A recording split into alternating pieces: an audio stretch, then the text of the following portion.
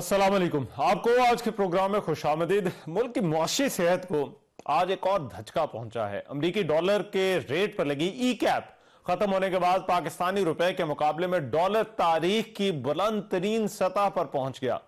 Interbank में dollar की जो कीमत है वो 24 रुपए 54 पैसे का उसमें इजाफा हुआ।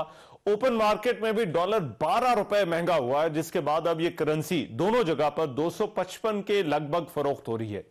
डॉलर का रेट मार्केट के रेट पर छोड़ दिया गया, इसीलिए डॉलर एक दिन में इतना महंगा हुआ है। स्टॉक मार्केट में आज कुछ बेहतरी देखी गई है, जिसकी वजह यह भी सामने आ रही है कि हुकूमत ने कर्ज बहाली के लिए IMF प्रोग्राम की शराइत पर अमल दरामद शुरू कर दिया है। रोजनामा डॉन के मुताबिक पाकिस्तान ने IMF प्रोग्राम की बहाली के लिए अमेरिका से भी मदद तलब कर ली और कहा है कि IMF को पाकिस्तान की नरमी बरतने पर राजी करने में अमेरिका मदद करे। लेकिन अमरीकी अखबार फाइनेंशियल टाइम्स की एक रिपोर्ट का भी खासा चर्चा हो रहा है, जिसके मुताबिक पाकिस्तान की मईशत दिवालिया होने के करीब है। अब ये जो तमाम मसाइल हैं, वजीर खजाना इसहाक डार ने डॉलर की कदर समेत मईशत के हवाले से बड़े दावे किए थे, लेकिन ऐसा लग रहा है कि इन चैलेंजेस पर काबू पाने में बहुत सी मुश्किलात हैं। डॉलर की बढ़ती कदर के यकीनन मईशत पर गहरे असरात होंगे आने वाले दिनों में। अगरचे इसे मार्केट के रेट पर छोड़ा गया, लेकिन इससे पहले इसे काबू में लाने के दावे भी किए गए थे। हुकूमत डॉलर की कदर को बढ़ने से रोकने में नाकाम क्यों? एक तो आज के प्रोग्राम में इस पर बात होगी और फिर मुआशी मुश्किलात को देखेंगे कि क्या उन पर इत्तफाक राय हो सकता है या नहीं, ये इशू होगा। दूसरी तरफ फवाद चौधरी की गिरफ्तारी के बाद हुकूमत को तहरीक इंसाफ की तरफ से तनकीद का सामना है। तहरीक इंसाफ इसे हुकूमत की इंतकामी कार्रवाई करार है। तहरीक इंसाफ के रहनुमाओं ने आज सेनेट और जो अपनी प्रेस कॉन्फ्रेंसेस थी उनमें फवाद चौधरी की गिरफ्तारी को गैर कानूनी करार दिया। किस कानून के तहत इमरान खान को गिरफ्तार किया जाएगा? कोई कानून के अंदर इसकी गुंजाइश मौजूद नहीं है। गैर कानूनी अगर ये कोई काम करने की कोशिश करेंगे तो उसका सियासी तौर पर, कानूनी तौर पर, दोनों तरीकों से भरपूर और मौसर जवाब दिया जाएगा। फवाद चौधरी ने इलेक्शन कमीशन के रवैये पर उन्होंने एक तबसरा किया, किसी कानून को तो नहीं तोड़ा, मगर लगता है कि शायद इलेक्शन कमीशन का दिल टूट गया। जिस तरीके से उनके ऊपर क्रैकडाउन किया गया, मैं समझता हूं कि वो एक शर्मनाक बात है। फवाद चौधरी को जिस अंदाज में लाया गया, हथकड़ियां हाथों में लगी हैं और चेहरे पे कपड़ा डालकर, क्या वो दहशतगर्द है? फवाद चौधरी ने जो कहा वो उसके 1% भी नहीं था जो इनके लोगों ने, PDM के जमातों के लोगों ने कहा।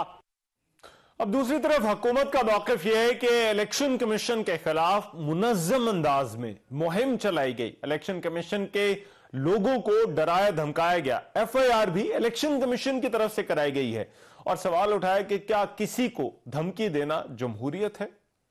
जब आप थ्रेट करते हैं किसी को, जब आप एक क्रिमिनल इंटेंट के साथ थ्रेट करते हैं, जब आप कहते हैं किसी पब्लिक फंक्शनरी को, जब आप कहते हैं कि मैं आपके घर तक जाऊंगा और मैं आपके बच्चों को नहीं छोड़ूंगा, आप मुझे इसका मतलब बताएं। क्या ये जुर्म जो है ये जमहूरियत है? अगर जुडिशरी देखेगी कि उसमें कुछ है तो रिमांड आगे देगी, नहीं देगी, अगर कुछ नहीं है तो उनकी जमानत हो जाएगी। उसमें हमारी कोई पॉलिटिक्स का, कोई चीज़ों का जिक्र नहीं है। हम पॉलिटिकल विक्टिमाइजेशन में बिलीव नहीं करते हैं। आपके केसेस चल रहे हैं, अब आप भी सब्र करें ना। आप पर भी वही आर्टिकल आयद होते हैं। अगर आपकी सजा जायज बनती है तो वो कानून के आगे सबके, जिस तरह सब है, आप भी वही कानून के आगे हैं।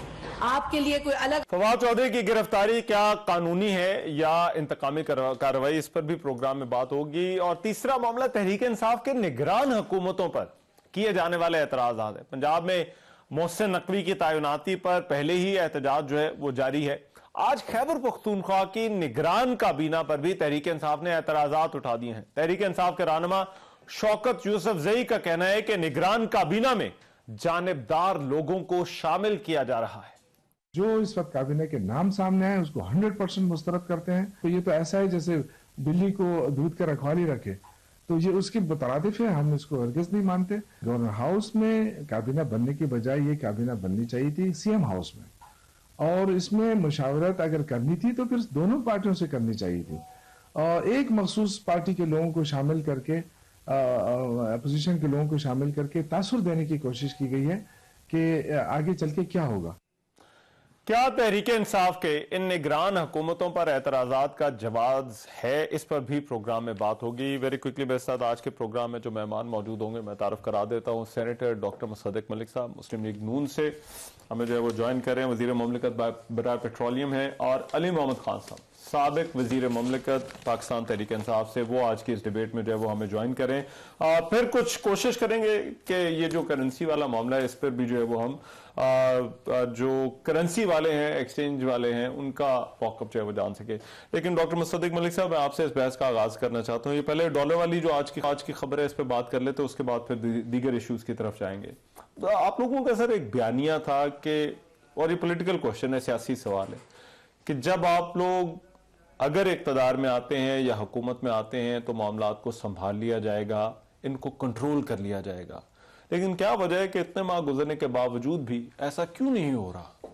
मेरे ख्याल में प्राइमरी वजह इसकी जो है वो IMF की निगोशिएशन है।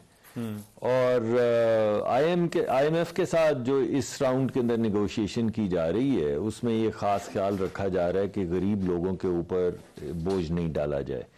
प्रॉब्लम हमें ये आ रही है कि हम क्योंकि पहले से ये कॉन्ट्रैक्ट कर चुके हैं, ये गुफ्तगू कर चुके हुए हैं, उनके साथ एक एग्रीमेंट कर चुके हुए हैं, इस वजह से वो बार बार जाते हैं पुरानी बात के ऊपर कि आपने ये 5 चीजें कही थी, तो अब आप क्यों गरीब आदमी के मुताल्लिक बात कर रहे हैं, ये आपको पहले कर लेनी चाहिए थी। तो मेरे ख्याल में ये हमें प्रॉब्लम आ रही है। पहले से मुराद आपकी अपनी हुकूमत में जो नेगोशिएशन हुए या उससे पहले? नहीं, देखिए जो ओरिजिनल नेगोशिएशन का जो फ्रेमवर्क था वो तो तय हो गया था। वो तो जब हम प्रोग्राम में गए थे तो उस वक्त PTI की हुकूमत थी, हमारी हुकूमत नहीं थी। तो PTI ने प्रोग्राम तो उनके साथ नेगोशिएट कर लिया था ना, मिफ्ता साहब ने तो प्रोग्राम को सिर्फ रिवाइव किया था उन्हीं टर्म्स के ऊपर। तो वो अब कुछ चीज़ें जो हैं वो हमारे गरीब आदमी के लिए वो बड़ी शदीद मुश्किलात जो हैं उसके लिए सामने आ गई हैं। तो we are trying to negotiate the best that we can, उसकी वजह से डिले हो रहा है। अच्छा। वो डिले जो है वो बड़ी कबाहत है। अब हमारा ये ख्याल है कि इस वक्त हम एक ऐसी स्टेज पे पहुंच गए हैं जहाँ पे एक ऐसा प्रपोजल जिसमें गरीब आदमी को प्रोटेक्ट किया जा सके और जो हमने ऑलरेडी कमिटमेंट्स की हुई हैं उनमें किसी हद तक वो तमाम कमिटमेंट्स जो एक्सेप्टेबल लेवल है वहां तक पहुंचाया जा सके। हमारा ख्याल है कि हम वो प्रपोजल अब तैयार कर चुके हैं और अब IMF से जो नेगोशिएशंस होंगी उसमें एक फ्रेमवर्क तय हो जाएगा जिससे हमें फिर रिलीफ मिलना शुरू हो जाएगा, जो वन साइडेड नहीं होगा। हमें उम्मीद है कि उसमें जो प्रोटेक्शन हमें चाहिए गरीब लोगों के लिए वो उसका हिस्सा होगी। देखिए फिलहाल तो ये तासुर ये जा रहा है कि जैसे हुकूमत के पास IMF की शराइत मानने के अलावा और कोई ऑप्शन नहीं है और हुकूमत एक और मिनी बजट लेकर आ रही है। देखिए किसी हद तक ये बात तो है कि हमारे पास कोई ऑप्शंस तो नहीं है, क्योंकि एक प्रोग्राम का जब आप एक सॉवरेन दस्तखत करके, चाहे वो हमारी हुकूमत करे या पिछली हुकूमत करे, कोई भी उस वक्त की हुकूमत जब सॉवरेन जो होता है वो आके दस्तखत किसी प्रोग्राम के लिए या किसी कॉन्ट्रैक्ट के लिए कर देता है तो वो जिम्मेदारी फिर हमारी भी बन जाती है, वो पिछली हुकूमत की भी है, अब वो हमारी भी जिम्मेदारी है। हम ये तो नहीं कह सकते कि क्योंकि पिछली हुकूमत PTI की है तो भाग जाओ। उसका मतलब ये है कि जब भी इलेक्शन हुआ करेंगे, जब भी हुकूमत बदली होगी तो पिछले तमाम कॉन्ट्रैक्ट्स को कोई भी ऑनर नहीं करेगा। इस वजह से जो हमारी निगोशिएशन की स्पेस है वो बड़ी लिमिटेड स्पेस है। अच्छा। उस स्पेस के अंदर रह के हम जितनी प्रोटेक्शन इन्वोक कर सकते हैं वो कर भी रहे हैं, करने की कोशिश भी कर रहे हैं। आपने देखा कि बाज़ मरतबा चीज़ों को नहीं बढ़ाया गया, कोशिश की गई कि महंगाई का बोझ, इजाफी बोझ ना पड़े।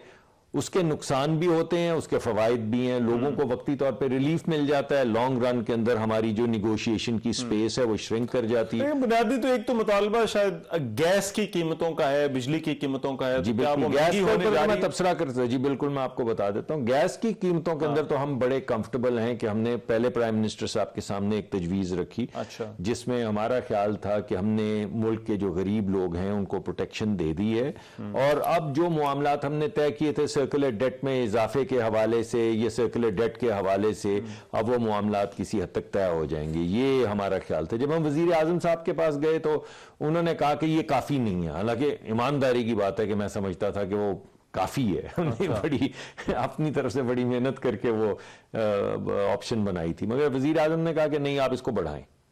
अच्छा। ये एक्सेप्टेबल नहीं है मेरे लिए, तो आप और इससे ज्यादा इजाफी लोगों को प्रोटेक्शन दें। اور کوئی طریقہ مزید گنجائش پیدا کریں.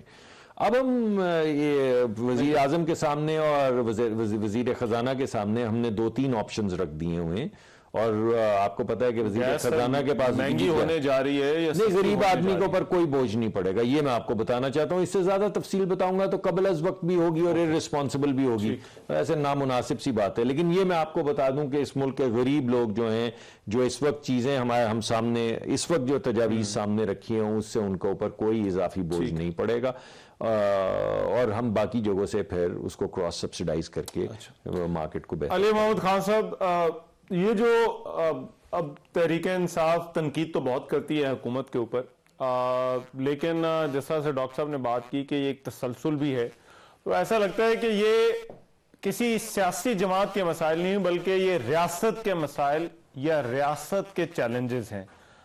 پھر بھی آپ کیوں حکومت کو IMF پہ تنقید کا نشانہ بناتے ہیں؟ بہت شکریہ. بسم اللہ الرحمن الرحیم. اللہم صلی وسلم مبارک علی سیدنا محمد وعلی آل محمد صلی اللہ علیہ وسلم. رحمان بھائی, جب ہماری گورنمنٹ تھی اور ہمیں IMF کے پاس جانا پڑا, مجھے یاد ہے ڈاکٹر صاحب کی جماعت کے بے شمار لوگ تو بہت ایک ذاتی لیول پہ جا کے عمران خان صاحب کے خلاف تنقید کرتے تھے, کیونکہ خان صاحب نے ایک بات کی تھی ایک زمانے میں کہ میں کسی صورت جو ہے IMF کے پاس نہیں جاؤں گا, لیکن ہمیں کچھ مہینے جو ہے ریزسٹ کرنے کے بعد ہمیں مجبوراً جانا پڑا. اور IMF پروگرام میں جب ہم گئے ہمیں بڑی تنقید کا بھی سامنا کرنا پڑا, لیکن آہستہ آہستہ معیشت کو اللہ کے کرم سے ہم سنبھال گئے. اور جب یہ رجیم چینج ہوئی ہے اس کے بعد سے ایک تو جو فیکٹس اینڈ فگرز آئے ہیں جس پہ بے شمار بار ہم بات کر چکے ہیں, دوبارہ ہر بار بات نہیں اس پہ کرنی چاہیے, سب کو اس کا پتہ ہے, لیکن صرف 3 نکات رکھ کے پھر اس پہ ایک سوال ان سے, اور پھر آپ نے یہ کہا کہ ریاستی معاملہ ہے کیا. دیکھیں, سب سے پہلی چیز تو یہ ہے کہ آپ کبھی بھی اس چیز کو انڈرٹیک نہیں کرتے جس کو آپ سمجھتے نہیں ہیں یا آپ کی اس پہ ہوم ورک وغیرہ نہیں ہے, کیپیبلٹی آپ کی نہیں ہے. جب ہمارا آخری 3-4 مہینے چل رہے تھے تو اس وقت آپ کے تمام, ہم کہہ رہے تھے بار بار کہہ رہے تھے کہ تمام انڈیکیٹرز پازیٹیو کی طرف چل پڑے, معیشت چل پڑی ہے. یہ میرے سامنے فگرز پڑے, معاشی ترقی 6 کی GDP پہ وہ جاری تھی. اب سمپل سی بات ہے, 6 کو اگر آپ 7 پہ لے کے نہیں جا سکتے تھے تو اس کو منفی پہ لے جانے کا آپ کو حق نہیں تھا.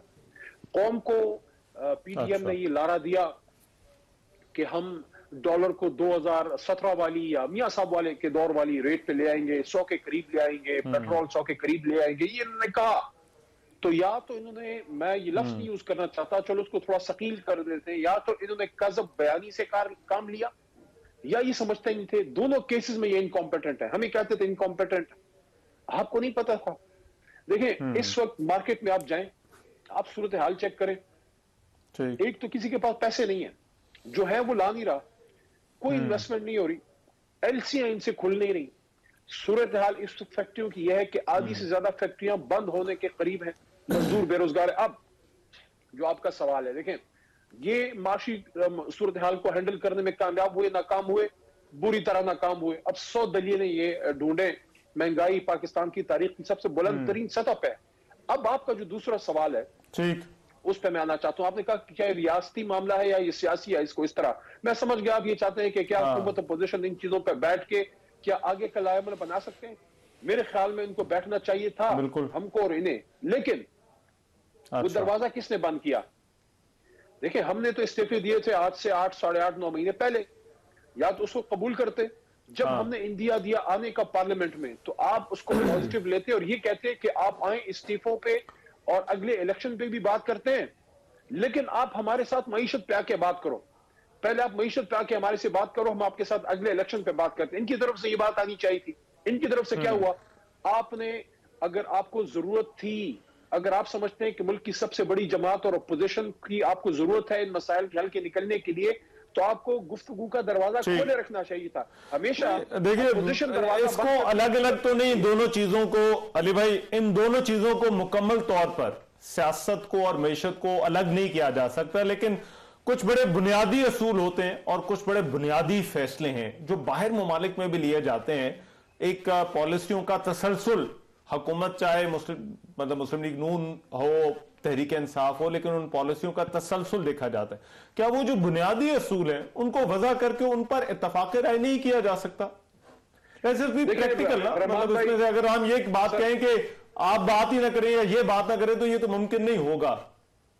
देखिए, मैं पॉजिटिव बात करना चाहता हूं जो इन्होंने किया है मईशत के साथ, और ये जो कल इन्होंने सियासत के साथ कर दिया है, इसके बाद कौन सा कोई रास्ता खुला रह जाता है गुफ्तगू का। लेकिन मैं फिर भी ये कहता हूं कि अभी भी इस हुकूमत के पास ये एक मौका है।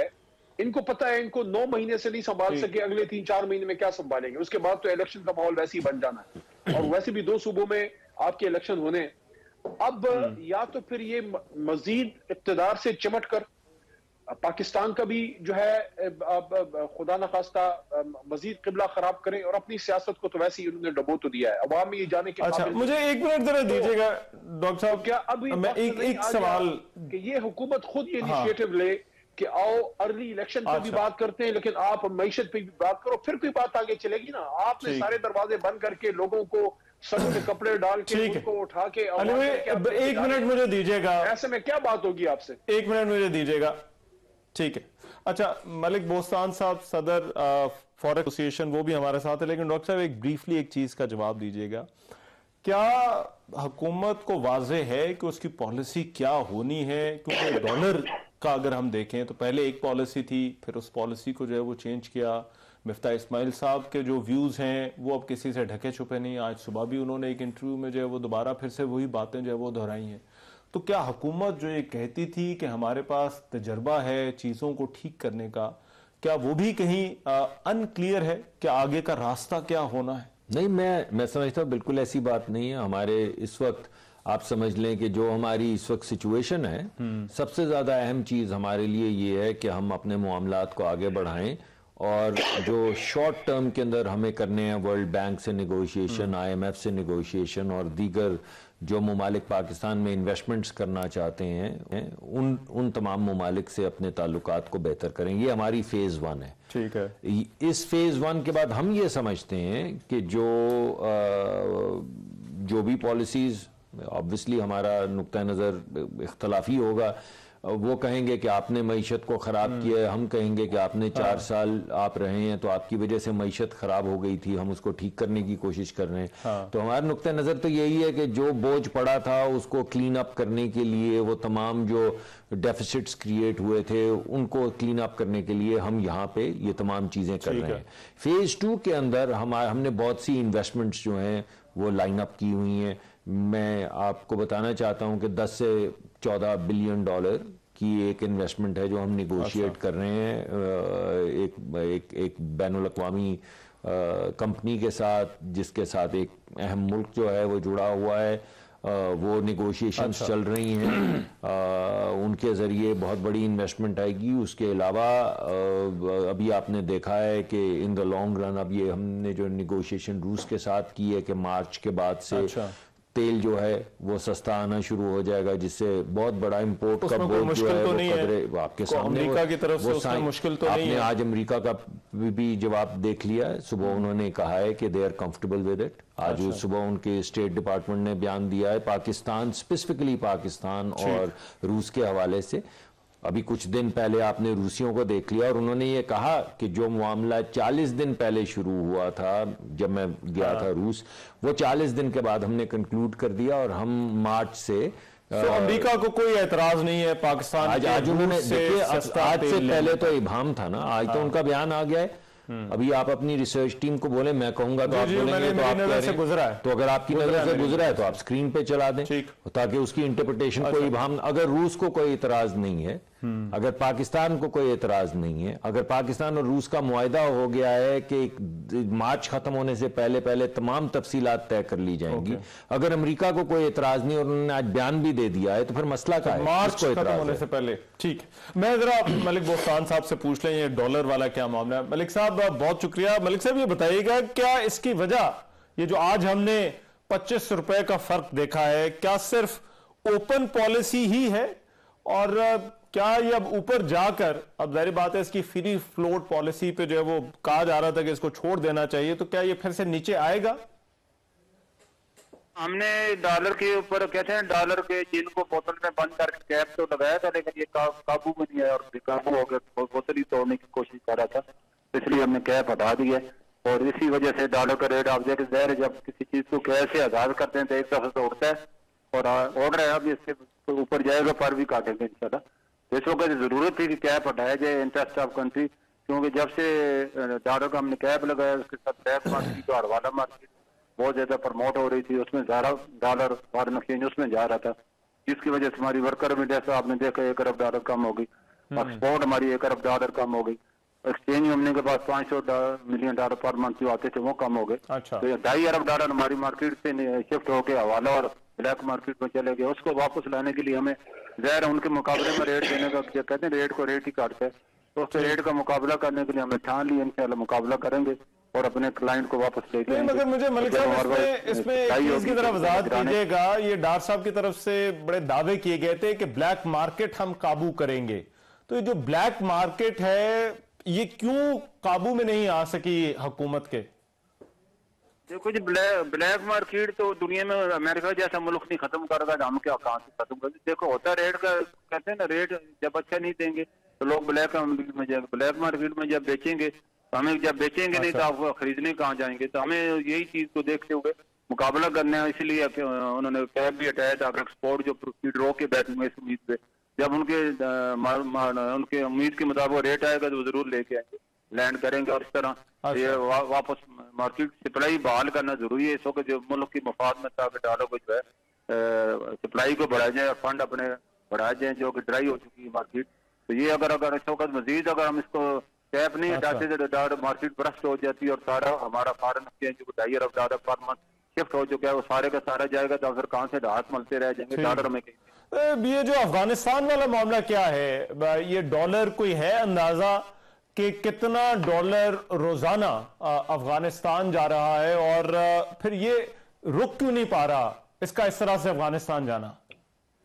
اس کی 3 وجوہات ہیں. پہلی وجوہات ہے کہ جیسے کہ میں نے کہا کہ افغان ٹرانزٹ میں جو کہ ہمارے پہلے کنٹینر جاتے تھے جنوری کا جو ریٹ ہے میں نے ڈسکس کیا ہے ڈار صاحب سے 300 ملین 3000 ماہانہ کنٹینر جاتے تھے، اب 15000 کنٹینر جا رہے ہیں. تو وہ اس کی وجہ یہ ہے کہ ٹائر ہو گئے، کپڑا ہو گیا، لگژری جتنے آئٹم ہیں وہ جہاں کے ہمارے امپورٹر افغان ٹرانزٹ کے نام پہ منگاتے ہیں وہ ڈیوٹی فری ہو جاتے ہیں، پھر افغان بیچ کے واپس پاکستان منگوا لیتے ہیں. تو وہ 2 ارب ڈالر ہمارے ضائع ہو رہے ہیں. دوسرا ہم نے جو ڈیلی آدمی آپ نے دیکھا ہے کہ 15000 آدمی جاتے ہیں، 1000 ڈالر ان کا لو ہے تو دیکھو 1.5 کروڑ ڈالر وہ اٹھا کے لے جاتے ہیں.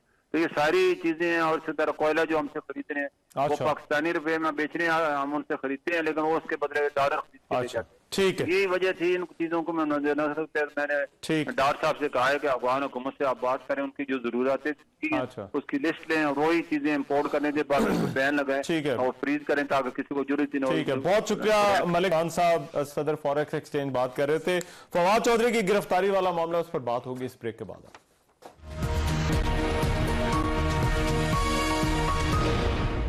بریک کے بعد پروگرام میں ایک مرتبہ پھر سے خوش آمدید. فواد چودھری کی گرفتاری قانونی ہے، قانون کے مطابق کارروائی ہو رہی ہے یا انتقامی کارروائی ہے؟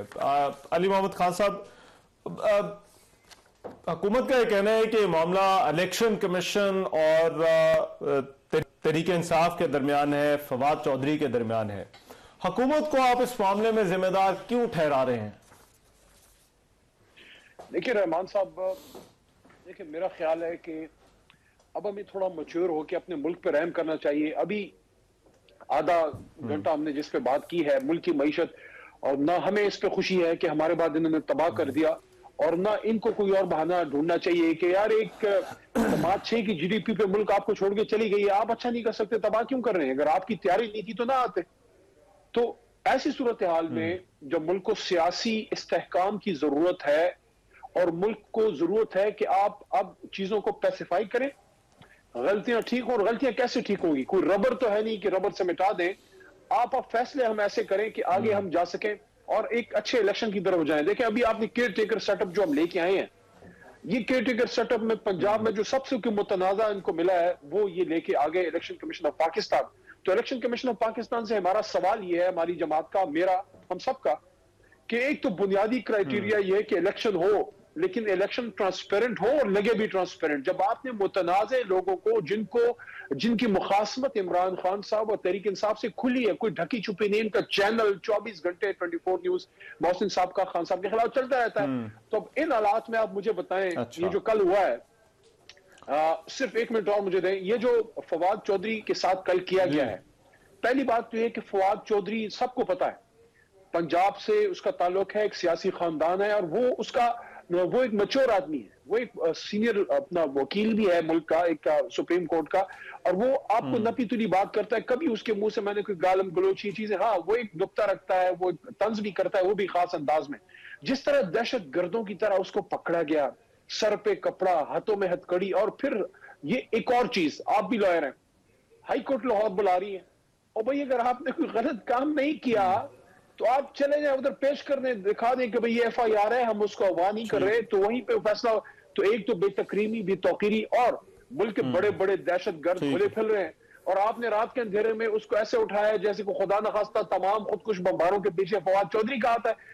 ایسے حالات میں آپ مجھے بتائیں کیسے کوئی سیاسی استحکام آئے گا, اور کیسے. لیکن دیکھیے الیکشن کمیشن, جو اس میں الیکشن کمیشن ہے اس کا کہنا ہے کہ وہ ایک ریاستی ادارہ ہے, کیا یہ تنقید اور توہین یا تذلیل میں کوئی لکیر کھینچی جا سکتی ہے؟ دیکھیں آپ کو اس کا پتہ ہے, آپ نے بھی لاء میں پڑھا ہے باہر سے, میں نے بھی پڑھا ہے. فیئر کامنٹ آپ کر سکتے ہیں, آپ تنقید کر سکتے ہیں, آپ جو ہے سیاست میں, خاص کر پاکستان جیسی جمہوریت میں جب چیزیں غلط ہیں, آپ دیکھیں ہر ملک میں آپ کو ایک الاؤنس ہوتی ہے, آپ کو آئین پروٹیکشن دیتا ہے کہ آپ تنقید کر سکتے ہیں. ہاں کسی نے کوئی بچوں وغیرہ کی تھریٹ کی, اگر کوئی بات کرتا ہے وہ کوئی اس کو سپورٹ نہیں کرتا, لیکن فواد چودھری نے کسی کے بچوں یا فیملی کو تھریٹ نہیں کیا. انہوں نے جو بات کی, انہوں نے تو یہ کہا کہ آپ فیس کریں گے. کیا فیس کریں گے؟ کہ آپ کے گھر کا کوئی بڑا یا کوئی جو بھی ہے, اگر اس نے کوئی غلط کام کیا ہے اس کے خلاف قانون کے مطابق کاروائی ہوگی. دیکھیں یہ چیز ایسے نہیں تھی کہ اس کو جس طرح بنا دیا گیا. میرے خیال میں فواد چودھری صاحب کو سبق سکھانا تھا, تو وہ تو سبق نہیں سیکھے گا بھائی, اس نے تو سبق پڑھ لیا عمران خان کے ساتھ, ہم سب نے پڑھا ہوا ہے, اب وہ والا سبق نہیں سیکھیں گے جو سکھانا چاہ رہا ہے. یہ بھی تحریک انصاف کو خدشہ ہے کہ عمران خان کی بھی ممکنہ گرفتاری ہو سکتی ہے. ڈاکٹر صاحب کیا حکومت عمران خان کو گرفتار کرنا چاہتی ہے؟ عمران خان صاحب اگر کوئی غیر قانونی چیز کریں گے تو پھر میرے خیال میں قانون ضرور اپنا راستہ لے گا. عمران خان صاحب خود جب روز آ کے لوگوں کو بولتے ہیں کہ ریاست مدینہ ایک ایسی ریاست ہے جس میں غریب کے لیے اور امیر کے لیے ایک ہی قانون ہے, تو پھر ہمیں بتائیں کہ جب آپ نے لوگوں کی گاڑیوں میں ہیروئن ڈال کے ان کے اوپر مقدمات کیے تھے جس کی سزا موت ہے, تو اس وقت ریاست مدینہ کا کیا قانون تھا؟ جب آپ نے یہ کہا کہ نواز شریف صاحب اپنے بیٹے سے, اور ہر بچے کو, باپ کو بھی اور بچے کو بھی کی خواہش ہوتی ہے بچے کی, اور باپ کا فخر ہوتا ہے کہ اگر کسی کا بچہ کچھ کام کر رہا ہے تو وہ بھی اس کے اندر شرکت کرے, اس کے ساتھ کھڑا ہو, تو اپنے ہی بیٹے کی کمپنی کے بورڈ کے چیئرمین بن کے تنخواہ نہ لینے پہ آپ ان کو ساری زندگی کے لیے نااہل کر دیں. اس وقت کون سی ریاست کا چل رہا تھا دستور یہاں پہ؟ ایک فونٹ جو اویلیبل تھا, میں نے آج صبح بھی یہ باتیں کی, کیلیبری فونٹ جو کمرشلی اویلیبل تھا, لاکھوں لوگ, آپ کا ایکسپرٹ جو آیا تھا اس نے کہا لاکھوں لوگ استعمال کر رہے تھے, اس بنیاد پہ کہ ایک وکیل نے وہ فونٹ جو اویلیبل تھا لیکن مائکروسافٹ کا حصہ نہیں تھا اس نے استعمال کیا, تو آپ نے مریم نواز کو 7 سال سزا دے دی. تو اس وقت کون سی ریاست مدینہ تھی؟ تو آپ نے جس دن اسمبلی میں آ کے پوری اسمبلی کو, یعنی پوری اپوزیشن کو یہ کہہ دیا کہ ان پہ آرٹیکل 5 لگایا جائے, یہ غدار ہیں, ان کے پاس ووٹ کرنے کا حق نہیں ہے, تو مجھے بتائیے کہ اس دن کون سی ریاست مدینہ تھی؟ تو یہ جو چیزیں ہو رہی ہیں جن کی کوئی تائید نہیں کرتا, یہ ایک کلچر ہے, چاہے وہ سخت کلامی کا ہو یا لغویات کا ہو, چاہے لوگوں کو کافر کہنے کا ہو, چاہے لوگوں کو ختم نبوت کا الزام لگا کے ان کو گولی مارنے کا ہو. یہ تمام تحاریک جو ہیں یہ کب شروع ہوئی ہیں اور یہ کس نے کی ہیں؟ اور میں سمجھتا ہوں کہ اس معاملے کو علی محمد بھائی جس طرح کہہ رہے ہیں, ان معاملات کو رکنا چاہیے. اچھا, اگر یہ رکیں گے معاملات تو ملک آگے بڑھے گا, مگر اس کے لیے جب یہ کہتے ہیں ہمیں کہ آ کے ہم سے بات کریں, تو کیا بات کریں؟ آپ 2 اسمبلیاں تحلیل کر کے जब आते हैं तो आपसे क्या बात करें? बात तो आप वहां पे कर सकते थे असेंबलियों में बैठ के। आपके पास पंजाब की हुकूमत थी, आपने क्या किया? आपके पास खैबर पख्तूनख्वा की हुकूमत थी, आपने क्या किया? तो अब आप कह रहे हैं कि आपने नेशनल असेंबली में हमारे इस्तीफे क्यों मंजूर किए? आपने तो अपना इंटेंट सामने रख दिया। आपने जमहूरियत को, आपने पार्लिमान को कोशिश ये की कि किसी तरह से सैबोटाज किया जा सके। अच्छा। अब आपको एतराज है पंजाब के केयर टेकर चीफ मिनिस्टर पे, जो मेरा फैसला नहीं है, लेकिन आप मुझे बताएं कौन सी उनकी आपके साथ दुश्मनी थी? हर चैनल के ऊपर हमारे भी खिलाफ और आपके भी खिलाफ बातें हो रही होती हैं, लेकिन वो जो आपने खैबर पख्तूनख्वा के चीफ मिनिस्टर लगाए थे, आपने तो आज उनकी भी काबीना के ऊपर एतराज कर दिया। डॉक्टर साहब, यानी वो चीज क्या है एक जिसके ऊपर आप मोतरज नहीं? अच्छा डॉक्टर साहब, उसके ऊपर अभी आने वाले सेगमेंट में बात करेंगे। अभी चौधरी साहब साथ आगे, मैं जरा ये जो फवाद चौधरी वाला मामला है, इस पर कानूनी नुक्ता नजर जो है वो क्या है, क्योंकि फैसल चौधरी उनके भाई भी हैं, वकील भी हैं। मैं चाहता हूं जरा उनसे बात हो जाए। फैसल चौधरी साहब, बहुत शुक्रिया। चौधरी साहब, मुझे बताइएगा कि जो आप लोगों ने कल रिमांड की मुखालफत की और जो एतराजात उठाए, क्यों जज साहब ने जो है वो उनको एंटरटेन नहीं किया या उनको नहीं सुना गया? देखिए, क्योंकि रिमांड की स्टेज पे है, तो रिमांड की जो स्टेज होती है उसमें जो अक्सर जो इतराजात हैं वो इस तरह से एक मैकेनिकल तरीके से ऑर्डर किया जाता है ड्यूटी मजिस्ट्रेट से। तो उन्होंने रिमांड दिया है, अब कल सुबह वो पेश करेंगे तो हम दोबारा अपोज करेंगे और दोबारा अपना जो नजर हम अदालत के सामने अपनी मारूजात रख सकते हैं। फैसला जैसा आपने करना होता है, या अगर वो फैसला हमारे खिलाफ भी आए तो फैसला तो फैसला होगा, मानना तो पड़ता है। तो लिहाजा इस पे जो है ये, क्योंकि हम समझते हैं वकील जो है, जो सभी समझते हैं, वो खुद भी वकील है। ये बात बिल्कुल दुरुस्त है कि सुप्रीम कोर्ट बार एसोसिएशन के मेंबर हैं, सीनियर वकील है। उनके अगर उनको ऐसे, मैंने तो कल कहा था कि आपने क्या बरामद करना, वर्ड्स बरामद करने हैं, स्पीच बरामद करनी, क्या करना है, लेकिन मुझे तो मामला जो है उनसे तो बरामद करना नहीं था। एनीवे, सब ऑर्डर हो गया है। अच्छा, लेकिन चौधरी साहब ये बताइएगा कि हुकूमत का ये मौकफ है कि ये तरीकाकार जो है ये सारे का सारा कानूनी था। आप क्यों समझते हैं कि ये जिस तरह से अरेस्ट हुई, जो तरीकाकार इख्तियार किया गया, वो गैर कानूनी था? ये सर, कराची से लेके खैबर तक तमाम जो फ्रेटर्निटी है, लीगल फ्रेटर्निटी, उनका ये बिल्कुल कंसेंसस है कि ये जो बात, जो मुकदमा है वो फार्स है और वो फ्रिवलेस है और वो हो नहीं सकता था।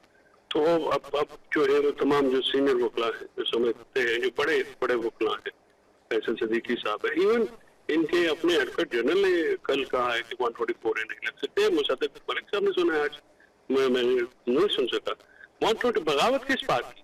इंतजामी इदारों की तनकीद से बगावत अगर लगाएंगे तो कल डिप्टी कमिश्नर भी आपको अंदर कर देगा। ये जो आप रोजाना खबरें करते हैं पुलिस के खिलाफ, अपना डिप्टी कमिश्नर और रेवेन्यू और दूसरी इंतजामी अथॉरिटीज के खिलाफ, तो कल आपके खिलाफ बगावत का मुकदमा लग जाएगा। बगावत का इल्जाम तो उस वक्त लगाया जाता था जब 1856 में जंग आज़ादी हुई, बरसगीर पाक व हिंद के लोग खड़े हुए बरतानवी साम्राज्य के खिलाफ, तो उन्होंने ये कानून लगाए। मौलाना मोहम्मद जौहर जैसी शख्सियात बगावत के। चौधरी साहब, ये क्या कानूनी तौर पर कहीं लकीर खींची जा सकती है कि क्या कहना तनकीद है और क्या कहना जो है वो एक रियासती इदारे की तौहीन या तजलील के जुमरे में आता है? एक तो रियासत जो है वो आईने पाकिस्तान के तहत डिफाइंड है, इलेक्शन कमीशन जो है और गवर्नमेंट भी आईने पाकिस्तान के तहत डिफाइंड। जो इलेक्शन कमीशन है वो खुद को रियासती इदारा समझता है, वो है नहीं। वो उसी तरह का इंतजामी इदारा है जिस तरह को पुलिस वाला है, कोई तहसीलदार है, कोई डिप्टी कमिश्नर है। देखिए, ये तमाम इदारे हैं और ये आईनी इदारे हैं। अगर आइन के मुताबिक नहीं है तो ये तो पाकिस्तान में कोई इदारा जो आइन के खिलाफ हो वो तो चल ही नहीं सकता है। वो तो किसी सूरत जो है वो उसको मतलब कैसे इजाजत दी जा सकती है ऐसे इदारे को? जो इलेक्शन कमीशन का जो प्रॉब्लम है वो कॉलोनियल माइंडसेट के लोग बैठे हुए हैं और वो खुद को जो है बादशाह समझ रहे हैं। अच्छा। और खुद को अदालतों से भी सुपीरियर समझते हैं और खुद को कभी कौन सा जज बना लेते हैं। उनको शायद ये गलतफहमी है या उनकी कानून की जो है पढ़ाई इल्म जो है वो ठीक नहीं है। बहरहाल वो राष्ट्रीय इदारा नहीं है। तनकीद और तौहीन ये पुराने कॉन्सेप्ट हैं। अच्छा। ये तो बादशाहों की होती थी। और इसीलिए जो है वो जो तौहीन है वो सिर्फ आला अदालतों को आर्टिकल 204 के तहत अच्छा ये इस्तिस्ना हासिल है कि 204 की वो तौहीन अदालत की कार्रवाई कर सके, वो बाकी किसी इदारे को ये चीज हासिल नहीं है। ठीक है। कोई भी जो इंतजामी इदारा है वो तनकीद से मुबर्रा तो हो नहीं सकता। बहुत शुक्रिया फैसल चौधरी साहब, लगाएं। थैंक यू सो मच, बहुत शुक्रिया फैसल चौधरी साहब। और ये जो निगरान हुकूमतों पर एतराज़ात है, ये तहरीक इंसाफ क्यों कर रही है, और आज खैबर पख्तूनख्वा में भी यही मामला है। अली मोहम्मद साहब से पूछेंगे इस ब्रेक के बाद।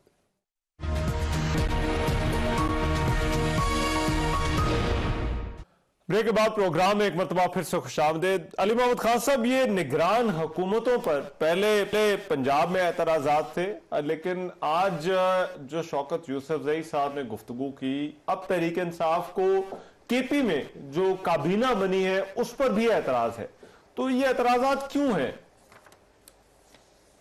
दो तीन इसमें जो आते हैं। पहली तो ये है कि जो वहाँ वजीर आला का इंतखाब हुआ तो वो बखैर खूबी हो गया। वो रिकमेंडी थे अपोजिशन लीडर अकरम दुरानी साहब के, और उसको उस वक्त के वजीर आला महमूद खान साहब और हमारे और जो सीनियर क़यादत है सूबे की, उन्होंने एक्सेप्ट किया और अच्छा बखैर खूबी हो गया। अब इसमें ये जो काबीना आई है, एक तो हमारा ये नुक्ता नजर है कि उसको वजीर आला साहब उसको लीड करते और उन्हीं की रहनुमाई में ये सारा कुछ होता, क्योंकि गवर्नर हाउस में जो गवर्नर साहब हैं हाजी साहब जो हैं, वो बेसिकली शौकत साहब, वो गुलाम अली साहब, वो जो है वो तो पॉलिटिकल अपॉइंटी है, उनका ताल्लुक जमीयत इस्लाम से है, ठीक है, उनका एक एफिलिएशन है, लेकिन उनके नीचे सारा कुछ जिस तरह से वो उसको लीड कर रहे हैं, ज़ाहिर एक आईनी जिम्मेदारी उनकी होती है जिसकी दस्तखतों से आता है गवर्नर के, लेकिन जिस तरह वो उसको लीड कर रहे हैं। और फिर कंसल्टेशन, अगर आपने उस वक्त की अपोजिशन या आज की पीडीएम की हुकूमत वहां अपोजिशन में है, अगर उनसे कोई कंसल्टेशन करनी है और आपने उन लोगों के बंदे लगाने हैं, तो फिर आपको पीटीआई जो वहां 2 दफा हुकूमत अभी बना चुकी है, उनसे भी कंसल्ट करना चाहिए था कि आप एक ही तरफ को कंसल्ट किया। आप ये कह रहे हैं कि क्या पंजाब जैसा मामला ही खैबर पख्तूनख्वा में किया जा रहा है या उससे कोई मुख्तलिफ सूरत हाल है? देखिए पंजाब में तो आपके बड़े क्लियर कट एतराजात हैं। हाँ, तो वही कुछ केपी में हो रहा है। देखिए वजीर आला की हद तक तो वहां इत्तेफाक पाया जाता है, ज़ाहिर है वजीर आला और अपोजिशन लीडर ने मिलकर उसको किया, लेकिन हम एक्सपेक्ट ये कर रहे हैं वहां पे, या कर रहे थे कि आपने अगर कंसल्टेशन करनी है और आपने रिकमेंडीज लगाने हैं, आपने अपोजिशन की जो है रिकमेंडीज की तरफ आप गए हैं, तो आप उस की हुकूमत जो है तहरीक इंसाफ, उनसे भी आपको मशवरा करना चाहिए था। क्योंकि देखें अभी आपने इनका काम क्या है, इन्होंने 10 साल रहने, ना 5 साल रहना है, इन्होंने 2-3 महीने बैठ के इलेक्शन करा के घर जाना है। असल मकसद क्या है? Free and fair and transparent election, यही बुनियादी काम है इनका, और तो कोई काम नहीं। ठीक है, राइट। डॉक्टर साहब, ये एतराजात जो हम देख रहे हैं, क्या इनका जवाब है? जस्टिस फखरुद्दीन जी इब्राहिम की तारीफ में जो कसायद कहे इमरान खान साहब ने, उसके बाद उनको तनकीद का निशाना बनाने का कोई जवाब था? जस्टिस वजीउद्दीन, जिनको इन्होंने खुद अपने इलेक्शन में पार्टी के इलेक्शन का सरबराह तहकीकी कमेटी का बनाया, जब उन्होंने रिपोर्ट दी तो उनको जिस तरह खराब किया उसका कोई जवाब था? यानी आपने इलेक्शन कमिश्नर को खुद लगाया और उसके बाद जो उसका हाल किया, इदारे का भी और चीफ इलेक्शन कमिश्नर का भी, उसका कोई जवाब था? अभी जो आपने चीफ मिनिस्टर खैबर पख्तूनख्वा का खुद लगाया 4 दिन पहले, आज उसी की काबीना, जो उसका अब आईनी इख्तियार है, जब आप लगाते हैं केयर टेकर तो वो काबीना लगाता है 90 दिन के लिए, आज उसी को दोबारा से जिसको खुद लगाया क्रिटिसाइज करने का कोई जवाब था? सवाल ये पैदा होता है कि chief of the army staff को अपोज करने का कोई जवाब था? अच्छा। यानी खुद आप आते हैं, खुद आप लगाते हैं, खुद आप सपोर्ट करते हैं, जब आपकी दाल नहीं गलती तो उसी की तजलील करते हैं, उसी का ठट्ठा लगाते हैं, उसी को उड़ा देते हैं। इसका कोई जवाब है? कोई एक इदारा है, एक, चाहे वो अदालत हो, अदलिया पे तनकीद हो, चाहे वो फौज पे तनकीद हो, चाहे वो chief of the army staff पे तनकीद हो, चाहे वो चीफ इलेक्शन कमिश्नर पे तनकीद हो, चाहे वो नैब के चेयरमैन पे तनकीद हो, चाहे वो FIA पे हो, चाहे वो किसी کسی پہ کوئی ایسی چیز ہے ماں سوا 3-4 حواریوں کے خان صاحب کے جو ان کے قریبی دوست ہیں جن کو وہ ریاست مدینہ کا حصہ سمجھتے ہیں، ان 4 یا 5 اور اس میں بھی پہلے علیم خان صاحب تھے، ترین صاحب تھے، جو استعمال ہوا اس کو استعمال کیا پھر پھینک دیا اور باقی سب پہ تنقید کی، جس کو پھینکا اس پہ تنقید کی، اس کا کوئی جواز تھا؟ مجھے آپ یہ بتائیے وہ کون ہے جس پہ ان کو تنقید نہیں ہے؟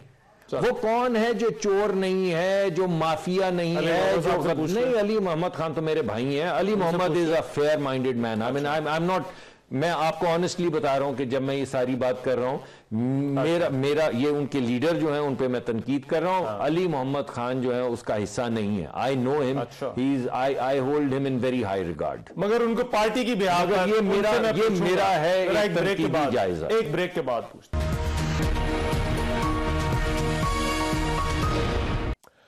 بریک کے بعد پروگرام میں ایک مرتبہ پھر سے خوشامدید. بحث کو سمیٹتے ہیں. علی محمد خان صاحب، یور فائنل کامنٹس. یہ پھر اگر نگران حکومتوں پر بھی اسی طرح سے اعتراضات قائم رہے تو کیا تحریک انصاف کو اس الیکشن کمیشن اور ان نگران حکومتوں کے کرائے گئے انتخابات قابل قبول ہوں گے؟